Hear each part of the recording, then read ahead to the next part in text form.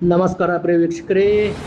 ಬೆಳಗಾವಿ ಜಿಲ್ಲೆ ಯರಗಟ್ಟಿ ಪಟ್ಟಣದಲ್ಲಿ ಪಡಿತರ ಫಲಾನುಭವಿಗಳ ಆಕ್ರೋಶ, ಆಹಾರ ನಿರೀಕ್ಷಕ ಸುನೀಲ್ ಕಟ್ಟಿ ವಿರುದ್ಧ ಆಕ್ರೋಶ ಮತ್ತು ಕಣ್ಣೀರು.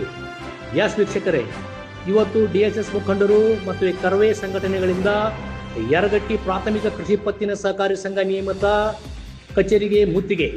DSS ಮುಖಂಡ ಚನ್ಮೇತ್ರಿ ಮಾತನಾಡಿ, ಈ ರೀತಿ ಮುಂದುವರೆದರೆ ಬಡವರ ಪಾಲಿಗೆ ಅನ್ಯಾಯ ಆಗುತ್ತೆ.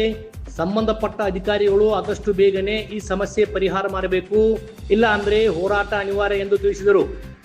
ಮತ್ತೊಬ್ಬ ಕರೆ ಮುಖಂಡ ರಫೀಕ್ DK ಮಾತನಾಡಿ, ಜನರು ಈ ಬಯೋಮೆಟ್ರಿಕ್ ಸಮಸ್ಯೆಯಿಂದ ಬಹಳ ಕಷ್ಟ ಆಗಿದೆ. ಮಾನ್ಯ ತಹಶೀಲ್ದಾರ್ ಸಾಹೇಬರು ಮತ್ತು ಆಹಾರ ಇಲಾಖೆ ಅಧಿಕಾರಿಗಳು ಇದನ್ನು ಗಂಭೀರವಾಗಿ ಪರಿಗಣಿಸಿ ಈ ಸಮಸ್ಯೆ ಬಗೆಹರಿಸಿ ಬಡವರಿಗೆ ನ್ಯಾಯ ದೊರಕಿಸಿಕೊಡಬೇಕು ಎಂದು ಹೇಳಿದರು.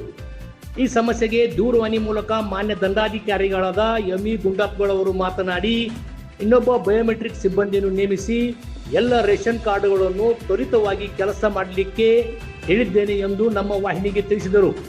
ಈ ಸಂದರ್ಭದಲ್ಲಿ DSS ಮುಖಂಡ ಚಿದಂಬರಂ ಕಟ್ಟಿಮನಿ, ಕಾಂಗ್ರೆಸ್ ಮುಖಂಡ ಫಾರೂಕ್ ಅಖ್ತಾರ್, ಗುಂಡು ಮಿಕ್ಲಿ, ಕಾಸಿಂ ಅಲಿ ನದಾಫ್ ಮುಂತಾದವರು ಉಪಸ್ಥಿತರಿದ್ದರು. ಇದು ಇವತ್ತಿನ ಅಪ್ಡೇಟ್. ನಿರಂತರ ನೋಡ್ತಾ ಇರಿ TV24 ಪ್ರೈಮ್, ಹೇಮೊಳಗಿನ ಧ್ವನಿ. ಬೇಕೇ ಬೇಕು ನ್ಯಾಯ ಬೇಕು, ಬೇಕೇ ಬೇಕು ನ್ಯಾಯ ಬೇಕು. ಅಯ್ಯಯ್ಯೋ ಅನ್ಯಾಯ, ಅಯ್ಯಯ್ಯೋ ಅನ್ಯಾಯ.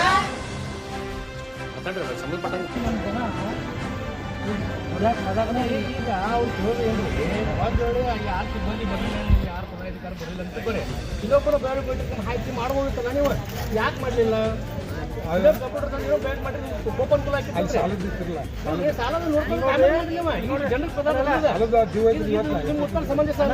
ಇದಕ್ಕೆ ಮತ್ತೊಂದು ಸಲೋ ಬರ್ಲಿಕ್ಕಂತಾರೆ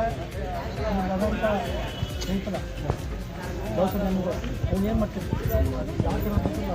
ಕಟ್ ಮಾಡಿ ಕೊಡ್ತೀವಿ. ಅವ್ರು ಕೊಡಿ, ಆ ಸರ್ವರ್ ಬರ್ಲಿಕ್ಕಂದ್ರೂ ಬೇರೆ ಪರ್ಯಾಯ ಲೆಟರ್ ಕೊಡಿದ್ರೆ ಕೊಡ್ತೀವಿ. ಈಗ 500 ಕಾರ್ಡುಗಳು 2 ದಿನ ಕೊಡ್ತೀರಿ, 3 ತಾರೀಕು ಲಾಕ್ ಕಂಪ್ಲೀಟ್ ಆಗುತ್ತೆ. 8 ಗಂಟೆಗೆ ಜನ ಬರ್ತಾರೆ, ರಾತ್ರಿ 10 ಗಂಟೆವರೆಗೆ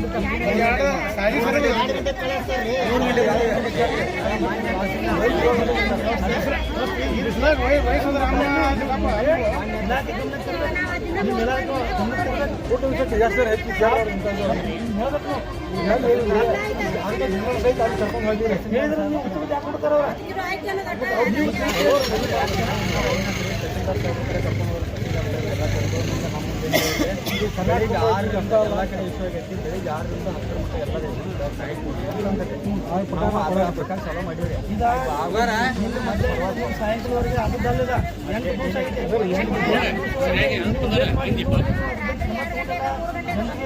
ಅಕ್ಕಿ ಪುಡಿ ವ್ಯವಸ್ಥೆ ಮಾಡಿಲ್ಲ